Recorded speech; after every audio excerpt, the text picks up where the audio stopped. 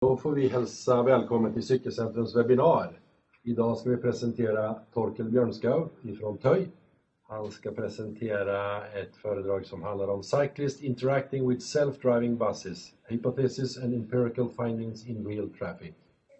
Och det här spelar vi in den 21 februari 2020. Och så en liten instruktion då till alla som lyssnar där ute och som sitter här i Linköping. Föredraget kommer att spelas in. Vi kommer att lägga ut det på hemsidan. Ha din mikrofon avstängd. Tryck mute. Och vi tar alla frågor efter föredrag. Och vi som presenterar härifrån är då speciellt jag själv, Magnus Larsson, och det är Kristina Kicki Karlsson från Cykelcentrums kärngrupp. Då, Torkel, så får du ta över. Så då slutar jag dela och så får du starta och presentera dig själv och din presentation. Som kommer att bli på engelska. Okay, thank you, Magnus. I hope you will see this soon.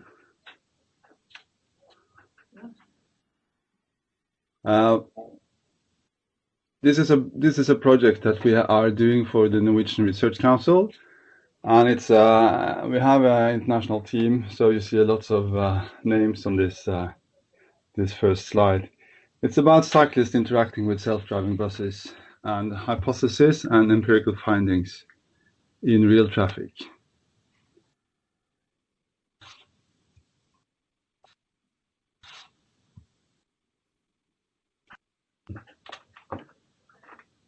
The project is about how do other road users interact with the AV shuttles. This is the small buses, self-driving buses.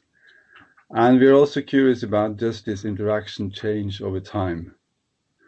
And we use two types of methods. We use video observations and we also use field interviews. And we have interviewed people at repeated times. And we have studied this at 3 sites in Norway. That's Forus in Stavanger, and it's Kongsberg and Oslo. And in case you're not so familiar with Norwegian geography, I will show you this on the map.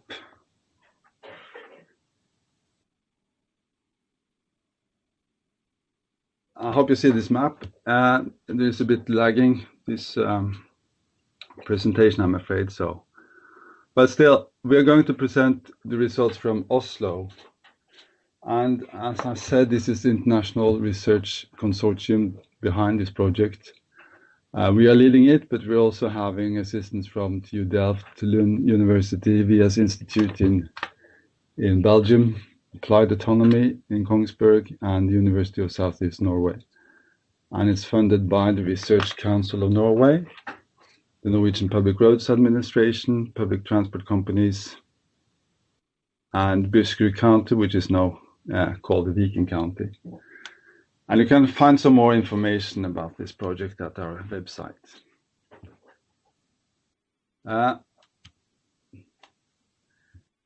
In Oslo, you can see the town hall behind the bus here. And in Oslo, they started operating a route in May 2019.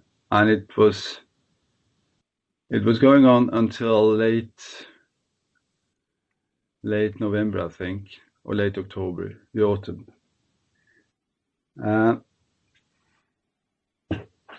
This route was part of the ordinary public transport system in Oslo. There was this sign that you had to put up that there was this trial, this pilot with self-driving buses. But you could use the ordinary ticket system and it was in the schedules and on the app of the public transport companies. And but I don't think anyone was actually caught not having a ticket on this bus. Anyway, it was quite popular actually, and there were lots of tourists traveling with this bus during summer, and many people wanted to try it.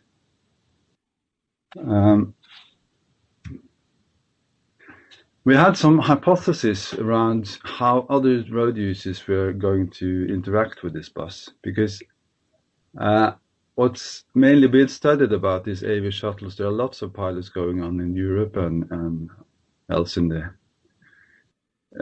Asia and America. But mainly the studies have been concentrating on how do passengers respond, and are they do they trust the technology, etc. What we wanted to look into was how do other road users interact with this bus, because it's traveling in normal traffic.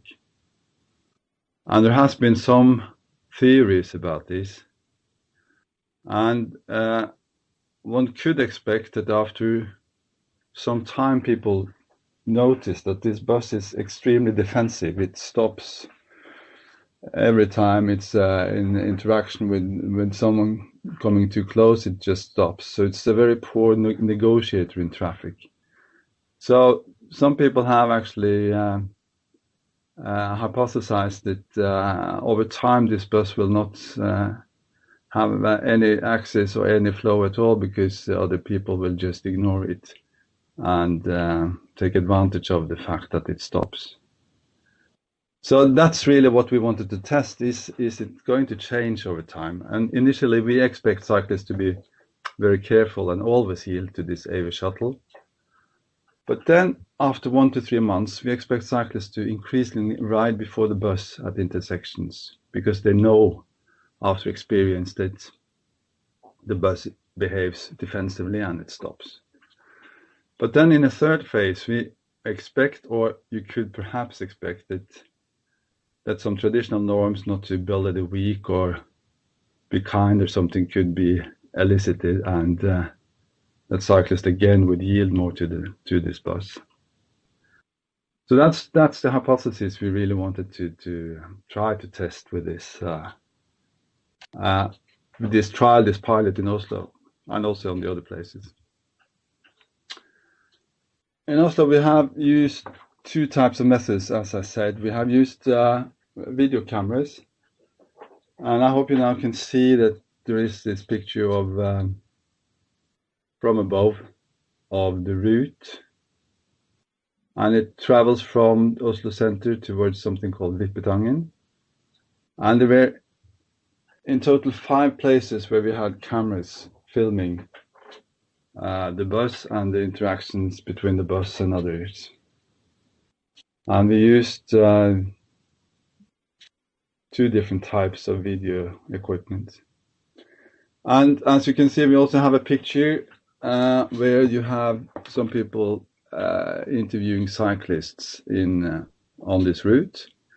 And they were interviewed over several periods and asked about how they interacted with the bus mainly.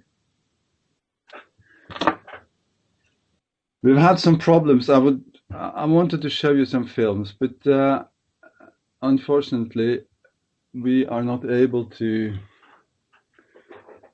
They don't show very well from here, so Magnus will perhaps provide you with just a few examples of situations afterwards. But what we saw is that we have this place very close to the town hall, which is we call Site 5, which is a shared space area or pedestrian area. But there are also quite a lot of cyclists. And this pie diagram really shows that the cyclists interacting with the bus are mainly coming from the same direction or the opposite direction. As you can see in the picture, there are 2 cyclists coming in the opposite direction. There are not so many. We have still more videos to analyze, and so we have these results are based on analysis from the first 2, 3, 4 months. So we have more videos from the autumn that we haven't managed to analyze yet. This film I will drop, but it really shows that when the bus arrives and comes close to the cyclist, like this, then the bus suddenly stops because the cyclist passed too closely. So the sensors of the bus are quite sensitive, and they register when anything comes very close or too close to be safe, and then the bus brakes or stops. And that's basically happening very much, and especially with cyclists passing and overtaking, and also meeting the bus, like on the picture. I don't think you will see this, so I'll skip to the next. This is another site where we had these films, the videos, and you can see there are lots of cyclists. I hope you see the picture. Lots of cyclists on the picture, and this is a very, very popular cycle track for transport cyclists to and fro work, really, basically. And many interactions happen with the bus, especially on the same direction as the bus. And the top pie diagram shows that 60% of interactions we looked into, that was all 300 interactions between buses and cyclists. 60% were same direction interactions. And these same direction interactions, the pie diagram below shows that cyclists overtake on both sides, the bus, mostly on the left-hand side, 55%, but also on the other side. And the fact is that the reason is that the bus is traveling quite slow. It's about I think it's about 14 kilometers per hour, or here even less. So normal cycle speed is higher than the bus travels at this point. So you will have a lot of overtakings.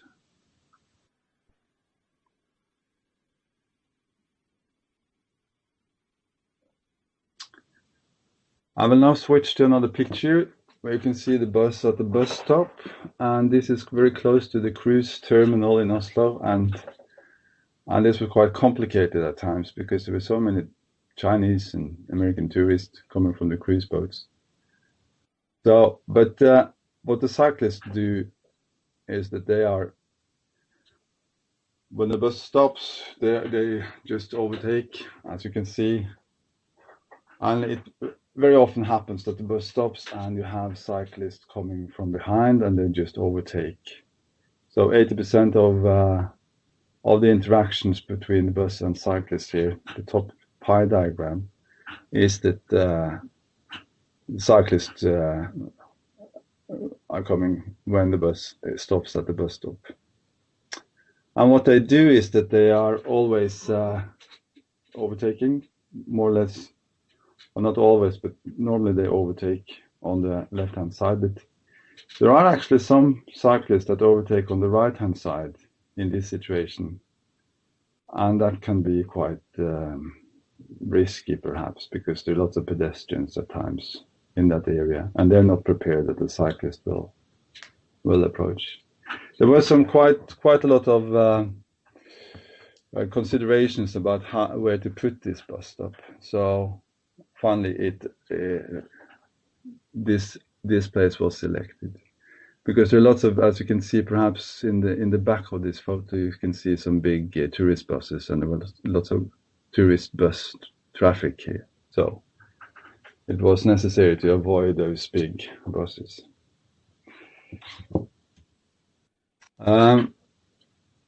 Yeah, well, this next picture is really about the cyclist overtaking a bus, and I don't think you can see it actually, but the problem is very often that the bus is overtaken, and then the cyclist cuts in front of the bus, and he cuts in a bit too closely, and then the bus stops. And this is a problem. It happened very much, and I think they now, after time, have managed to make this a little bit more smooth. But in the beginning, this was a very typical problem, actually. and it was quite uncomfortable for the passenger of the bus that it suddenly stopped. And this is something that we have seen also in the other places that we have studied this. There are two other places which I'm not showing you now that we also saw that the bus was overtaken very much, and in fact it were these overtakings that created the most risky situations.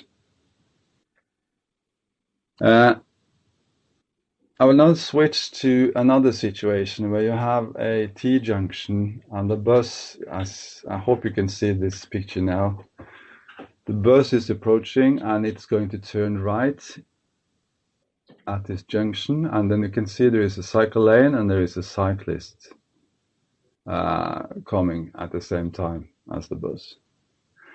Now, this situation happened at the first day of the bus driving, and what happened in this situation, I don't think you can see it, but anyway, what happens here is that the bus is going to turn right, and the cyclists are going straight, but they don't dare to cycle because they don't know what the bus will do, and the bus is reluctant because the bus is waiting for the cyclist to pass.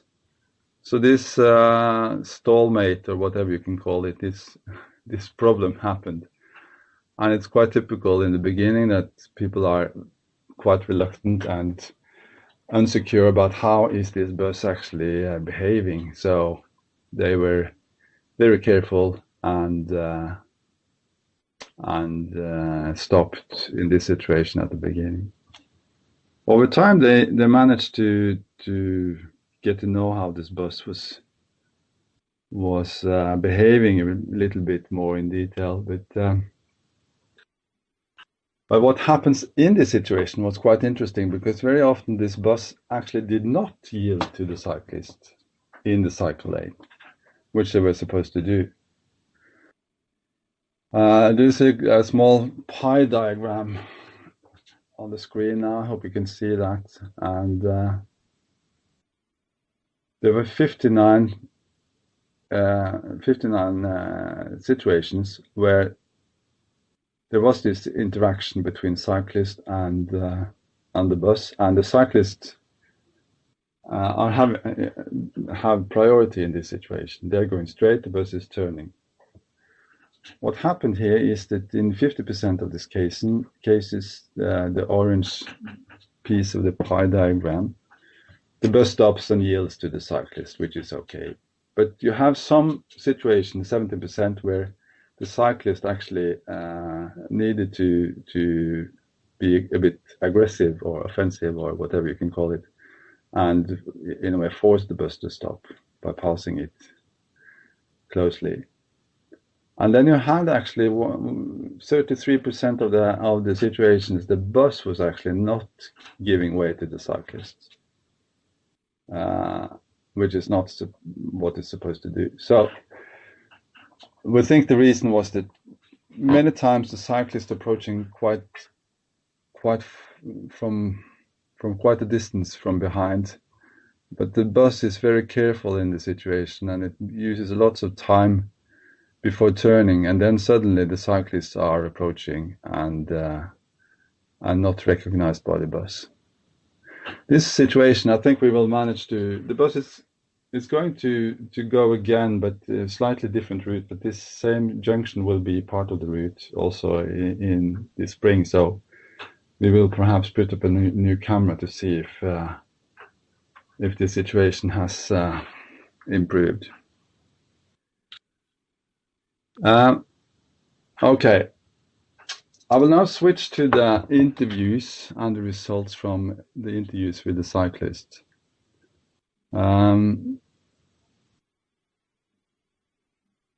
If you can see perhaps the picture now, I hope you can see this big cruise boat in the back, and lots of traffic around this area in the summertime. And you have one of our colleagues interviewing a cyclist. And I will show you some results from these interviews, and we have interviewed them in June after just a couple of weeks, and then again in September. The first results I will show is how people answered to this question.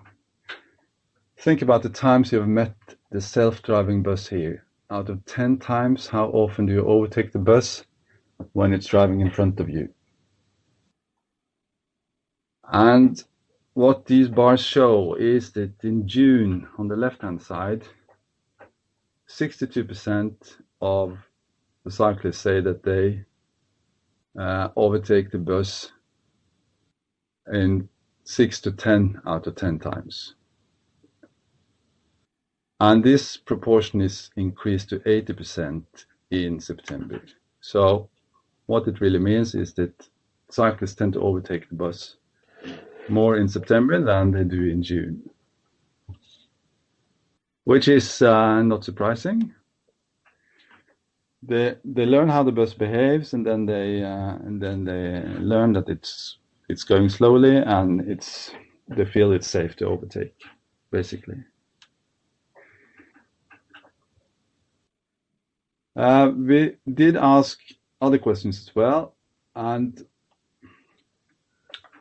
we had one question to the cyclist, and we asked them, as a cyclist, do you yield more often or more seldom to the self-driving bus than you do to other vehicles? And I hope you can see these bars. And in June, on the left-hand side, there are about 1/3 that they saying that they are yielding more often to the bus than to other vehicles. The dark green and the light green boxes. And there are very few that say that they are yielding more seldom to the bus than to other vehicles. Only 6%, 3.1 saying much more seldom, 3.1 saying a bit more seldom in June. Now this proportion has increased to 20% in September. So there is a slight tendency that some of the cyclists are yielding more seldomly to the bus in September than in June. But still also in September, the majority say that they are either yielding as often as to others or a bit more often.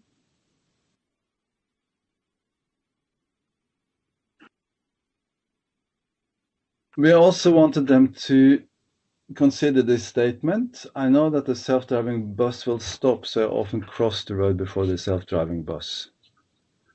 Also in June and September. And what we can see here is that in June, there were about 44% that disagreed completely to this statement. And there were 9.4% who agreed to the statement. And what we see in June is, in September, is that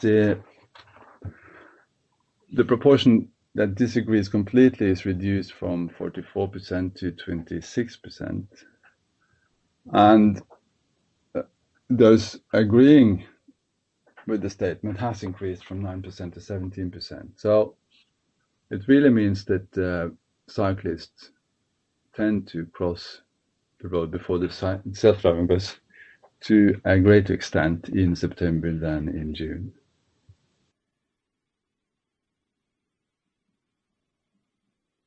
Finally, we also asked them about how often out of 10 times they stop or yield to the bus. And also in June and September, on the left-hand side you see June, and in June only 3% said they never stopped or yielded to the bus. And 22% said they always did so. And what happens is that the percentage, the proportion that never yields to the bus is increased to 30%, from 3% to 30% in September. And the proportion that always stops is substantially reduced from 22% to 14%. So again, we see that cyclists in September are yielding less to the bus in September than they do in June. So that's really what I wanted to show you. And I will sum up and conclude. What we can see is that these AV shuttles, I'm sorry that you haven't seen it because we had some films showing this, but still, they stop when cyclists pass very closely to them, or other traffic or road users. And the slowness of the bus, which is the reason for this, for the buses going so slowly, is for safety reasons really, but they lead to many overtakings by cyclists, and the overtakings we've seen in this pilot and also in other pilots is actually the ones that create the most risky situations. We also see that cyclists change behavior towards the AV shuttles over time in accordance with our hypothesis. It seems that cyclists are taking more and more advantage of the fact that the bus is so defensive and always gives way. So far, we haven't seen any indication that this tendency is being reduced after they have gained even more experience. But as I said, this is research in progress, so we will see. We have data from late autumn yet to be analyzed, so we will see and analyze more about this. So this is actually the end of my presentation. I wanted to show you a little film, but I don't think you will be able to see it. So, thank you. Thank you, Torkel. I'm going to try to show the movies before we continue with the questions.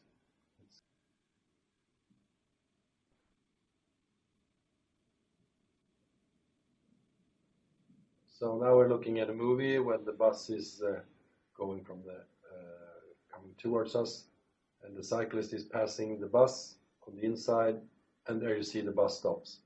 Yeah. Passes the bus on the right side, and as soon as it's come out and want to go in the lane in front of the bus, it comes so close to the bus, so the bus stops. You can see that again.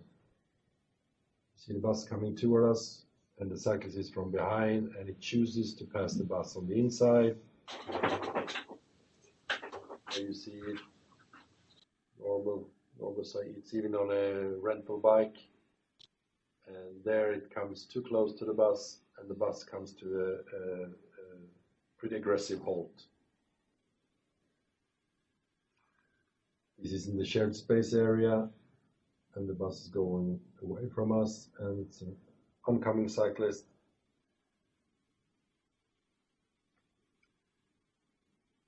And this was the yield situation.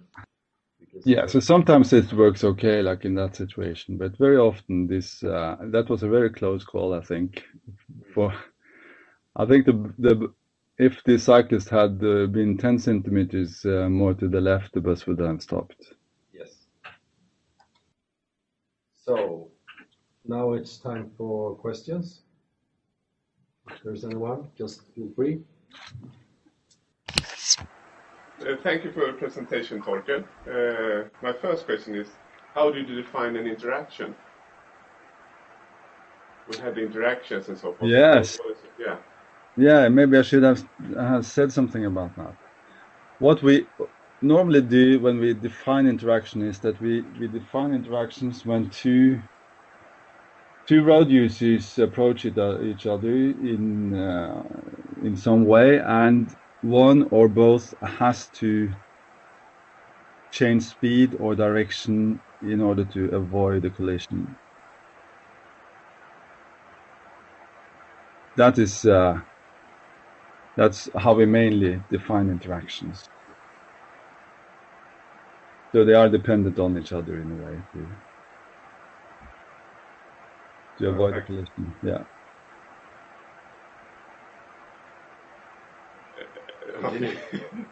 I have a number. I'm really interested in this area, Torkel. So I have a number of questions. We are going to do trying to do some similar stuff. So I have a number of questions. What was the real speed? You said that the bus was going like in 14, 16 kilometers per hour. What would the total time of the bus be actually from A to B? Yeah, that's I don't know the total time, but the area where you see this shared space pedestrian area, then the speed was very slow. I think they just moved in 5 kilometers per hour maximum. And then in other areas, it moved up to, I think, 15 kilometers per hour. Yeah. But that was the maximum. I can support that. The permit said we could go in 18. I also work in this project. But just to avoid all these sudden breaks, the programming, this technology is pretty premature. So it's detect and react. And the way the technicians from Från solve this is that they program the bus slower to avoid all these sudden stops. So there were, and this was, as we see, this is a shared space, but when you go further, you come to a private road near the harbor, but it's very straight. So there we had some moments where we were up to 18, but very few. In regular, as Torkel said, we were going maybe 14 as a top speed or medium speed long journeys, but here it's only 5 in the shared space. So, you know how... Sorry. Sorry, it's me, Christina. I'm just asking, do you have somebody in the bus supervising or anything? You don't have any driver, but do you have... Yeah, there's always an operator on board. He's having this Xbox controller, and he can overtake the steering. So many times there are some issues where suddenly there is a e-scooter parked in the road, and he has to go around it, and etc. You can see that these buses are really not that advanced at this moment. So in this picture that Magnus shows you, you can actually see the tracks from the bus in the ground. So it's going this exactly the same route, and if there's someone in that route, it has to pass, and then the operator must do that, or it just stops. So there is always an operator on board these buses. Okay. Have you interviewed the operator, or how do they think of you? Yes, we have done some interviews with them, and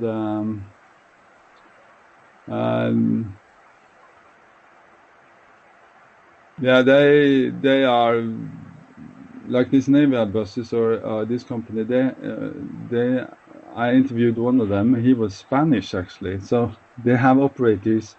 This company, they are operating in Estonia, different countries, and the operators are traveling around really to operate these buses.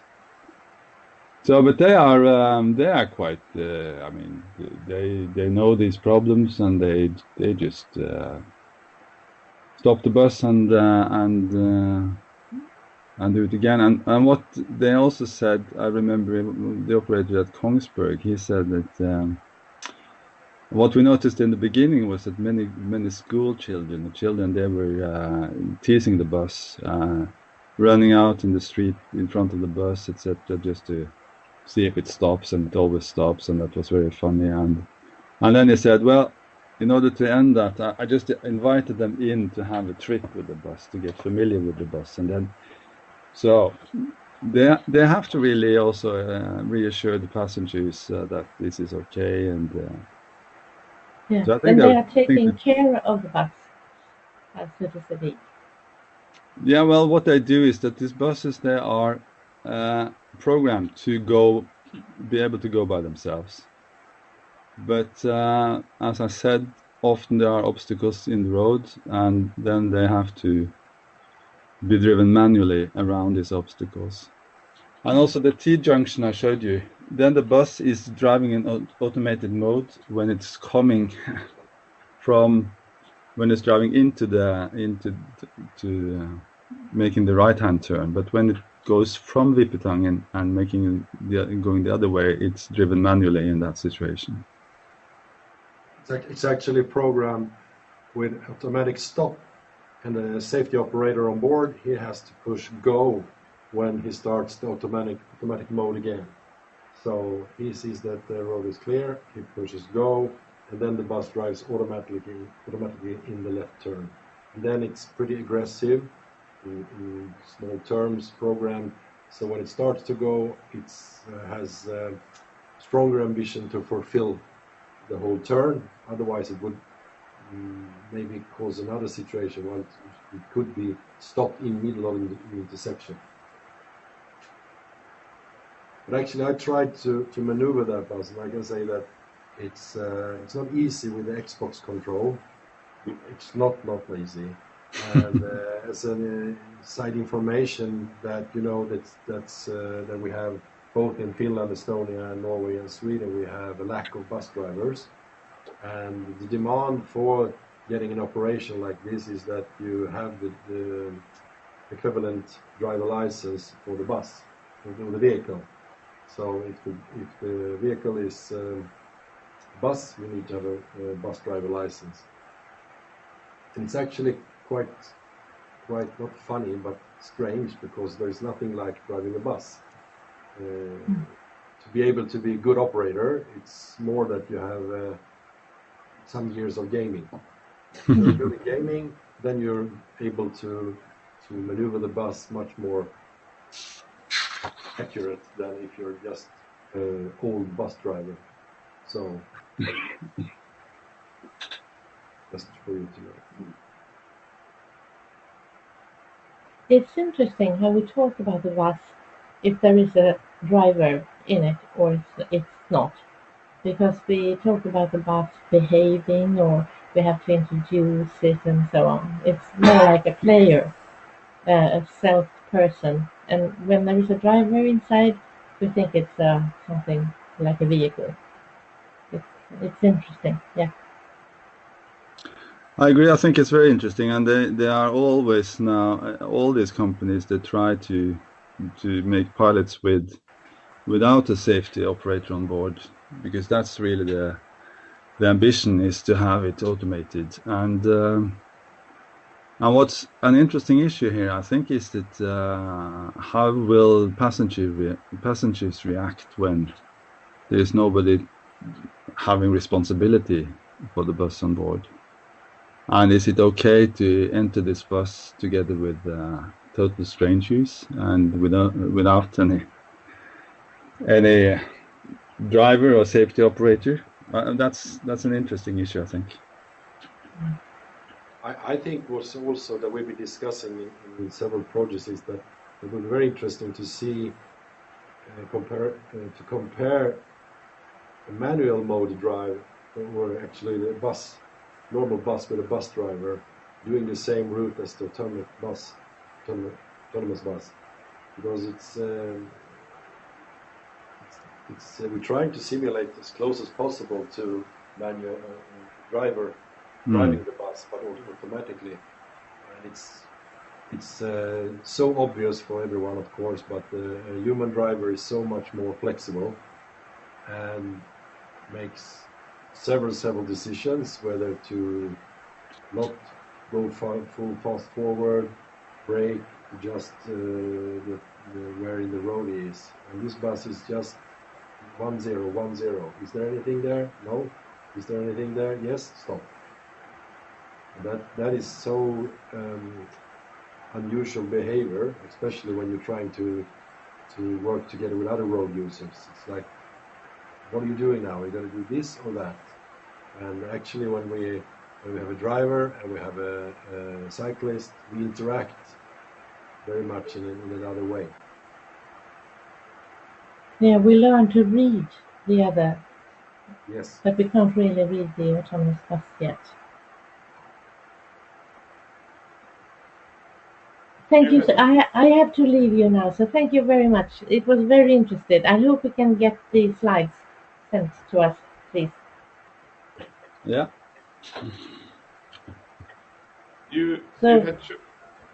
Sorry, John. You can go on asking a lot of questions now. Bye. Bye. The situation you have chosen, why did you choose that situations?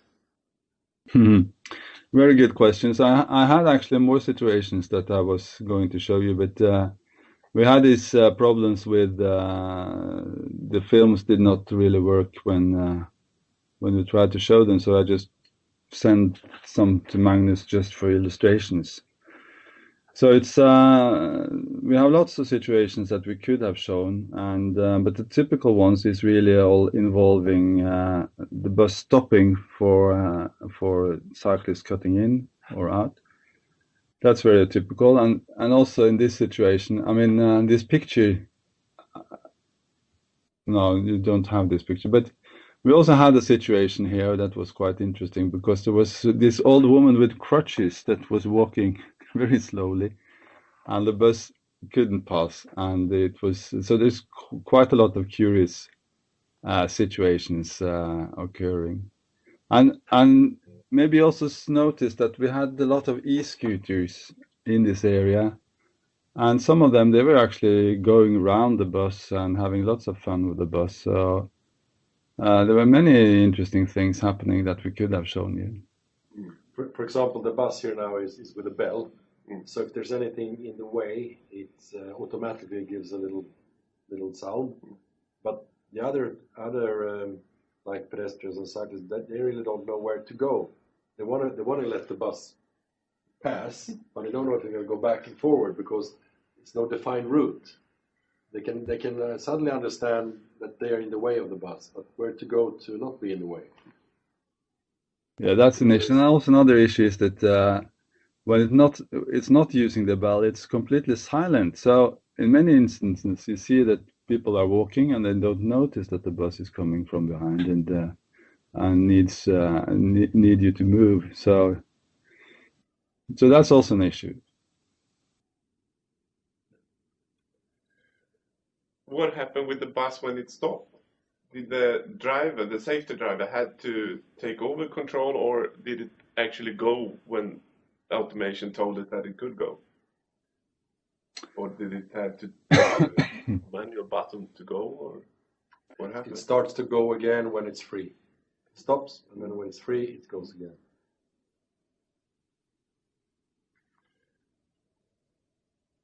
I was really intrigued by the intersection, the T intersection, when you said that it actually was a little bit aggressive, or it didn't stop when it should. And then I came to the interviews. Where were the interviews performed? Was that in that junction, or was it somewhere else? No, that's a very good question, because that was actually quite close to this shared space area that you can see in the picture now, which is on the other side of the route. So, and the reason was really that it was much more easy to stop cyclists and making interviews in this area than on the other side. But extremely many of these cyclists, they would experience also the T-junction on the other side, because this is a very typical transport route for cyclists. Yeah. So, but we were also quite surprised about the fact that the bus behaved a little bit aggressively, actually, in this T-junction, or didn't give way to the cyclists as it was supposed to do. So as I said, I think we will try perhaps to put up a new camera there to see if this has been this situation has changed or what's happened there. It's actually also so, Torkel, that what you had in the movies here is how it was programmed in the start. And as you saw, it was keeping its lane and didn't and make a wide turn. And after our inspections there, we said that you have to program the bus as a driver would do, because then you close the gap. Then you put the bus or your vehicle closer to the curb and close the gap so that no cyclist from behind can be squeezed in between. And then there were, which you're going to see in the next 3 months of the movie, you're going to see that there's going to be a better interaction with the cyclist coming from behind. So again, it's a matter of how you program the bus, how it can be more close to normal traffic behavior, and then it's easier for other road users to interact with the bus. Also, again, to understand, this is a pretty new phenomenon, and all all that is in this operation is not with the same traffic road user perspective or experience as we are. That's why we interact together in this project, both the National Public Road Administration, Ruter, which is the supplier of public transport, and the municipality, and of course now TÖI is evaluating this and giving very good feedback into the project. Yeah, there was another situation that was quite interesting and curious, that and that was actually that the bus stopped at pedestrian crossings, zebra crossings, when there was someone on the pavement on the side. And what we could see in some of these video recordings was that there was people on the pavement, but they had no intention of crossing the road. They were just walking along, and accidentally they were at the same spot as the pedestrian crossing when the bus came there. And then the bus suddenly stops because it senses that there is a pedestrian on the pavement, and then it's programmed to stop because it can't cross the road. But for me and you driving a car, we would never stop in that situation because it's obvious that these pedestrians are not going to cross the road. So I think that was also some problem that was solved more or less, or improved by reprogramming the buses. So it's a learning process, this. Yeah, and just to add that information, because this bus now we're operating as a normal route, but during this project we had several software upgrades. For example, now we see these issues here, which came in a software upgrade where the objects were able to be identified in which direction they were going. So what we see now is that they just detect an object and they stop. But now the operations that it's going now, the bus can detect that this object is going away from it. So even though you're being passed by a car or a cyclist or whatever, it detects it's going away, and it doesn't do the hard brake as much as it did before. Before it was 100%. If anything is in my zone, I stop.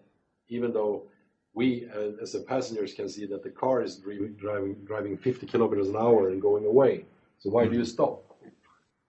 But now that's a software upgrade. So that's working better. And this is a problem with all this. I mean, at Kongsberg there is another bus. There is another company operating the bus. It's an Easy Mile bus. This one in Oslo is a Navia bus.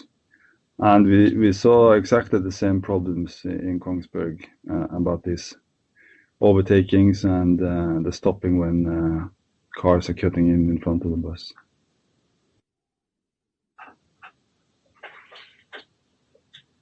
You said that where the bus stopped at where the ferries are, a lot of Chinese and Americans come from the boat.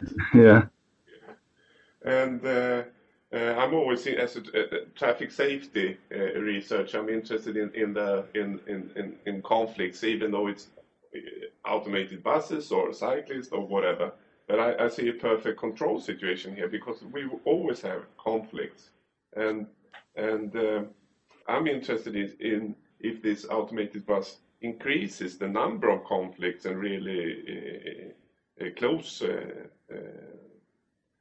ones. Have you looked at the interactions with the bus and at the same spot not with the bus? I mean, if the bicyclists and the pedestrians in that area, I can see a lot of conflicts there every day.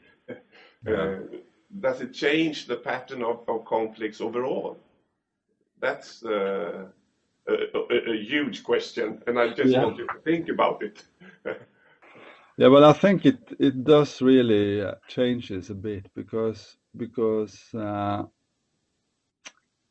it's not behaving as an ordinary road user, and then it behaves unpredictable in a way. So when it suddenly stops, you can have people hitting the bus from behind. And this has been an issue with self-driving vehicles. For instance, in California, Google cars were hit from behind. They had to reprogram them because they were always stopping at traffic lights on the yellow phase.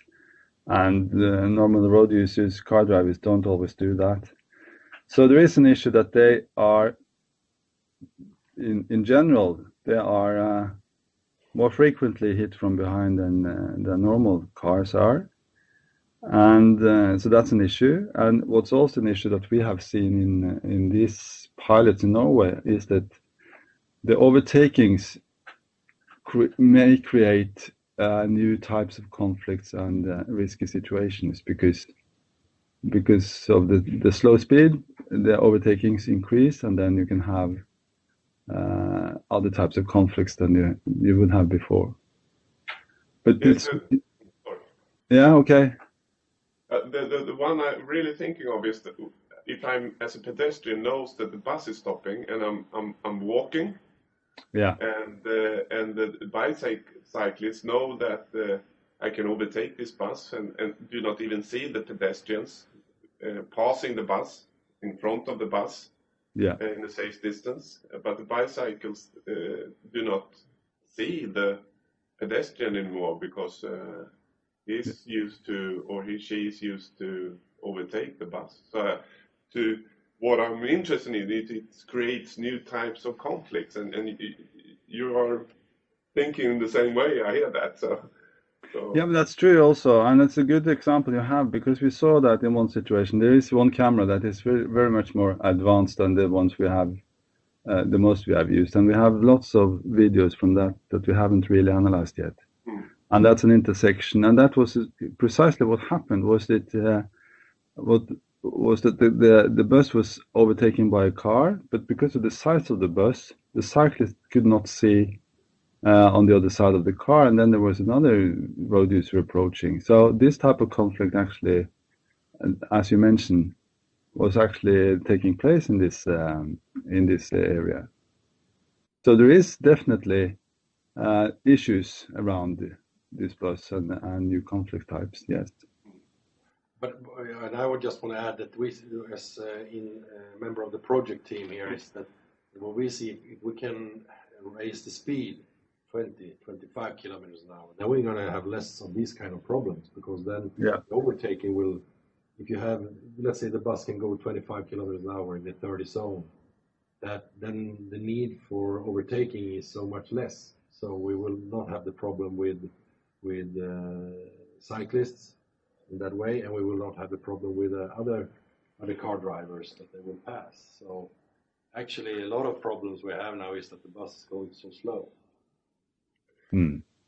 I think you will reduce some of the stops and some of the problems, but you will induce other problems as well. So it's an empirical question. I would say I have my own hypothesis concerning that.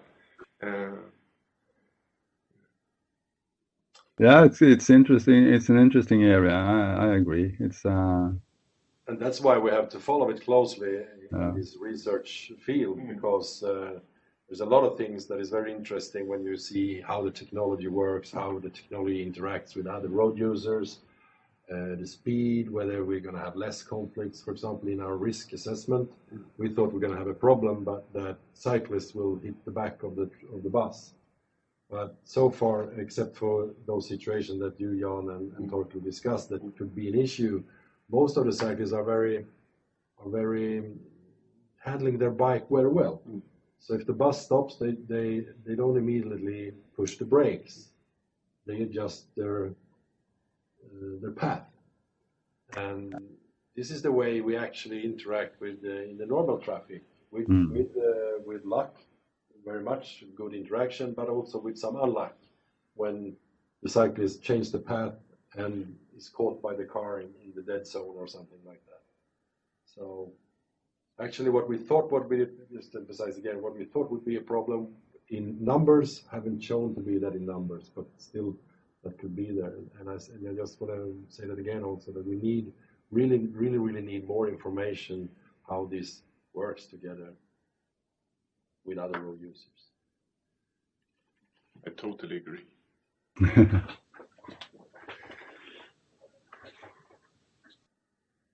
Any more questions? Some Yes. detailed question. We can take them. Okay. Okay. Do you know the numbers of the traffic flow? I mean, it seems to be a rather high traffic flow for cyclists, and do you know about it? No, we haven't. No, we haven't counted that. Maybe we know, but maybe this is our Belgian partner can tell you that, because we haven't.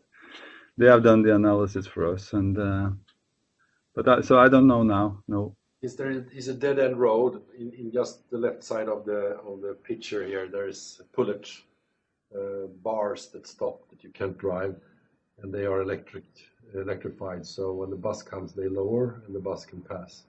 Yeah. So this is a service road, mostly service traffic to the ferries and the restaurants and stuff like that. It's not little traffic, but not much traffic. But it's much more cyclists in the summer, and the cruise path from the cruise ship. And then if you go away where we saw the intersection from Vippetangen, that's the cruise terminal. So there you have normal traffic in the town. I would guess about 5,000 vehicles per day. Yeah, but I'm also thinking about how many bicyclists, and that's a lot. Yeah, because I think the interactions with the bus will depend a little bit on how many cyclists there are. And the T junction, for instance, if you're a lot of cyclists there, and so the interactions will look different depending on the number of bicycles and number of buses, of course. So that's why I'm thinking it's an interesting issue to know how many bikes there are there actually, and how many buses there are, and so forth. We have the numbers, but not today. Not to present to you today, but later on. My last question. You said that overtaking was the most risky situation. Maybe not the most risky. That's in other places we have seen that overtakings in more normal traffic. We've seen that overtakings are creating risky situations, and actually, but in this at Akershusstranda, which is this route, the overtakings are more or less quite smooth and not a problem in very many places. So, but what we've seen in the two other places that we have that are also pilots in this project is that when the buses are overtaken by cars, then they might create difficult situations because they are overtaking in areas or in situations that people not normally overtake because of the speed again. So that's what we've seen. I think that maybe the most risky thing here is that the sudden stops might create the risk of the bus being hit from behind and stuff. But I don't think that actually have happened, but it could have.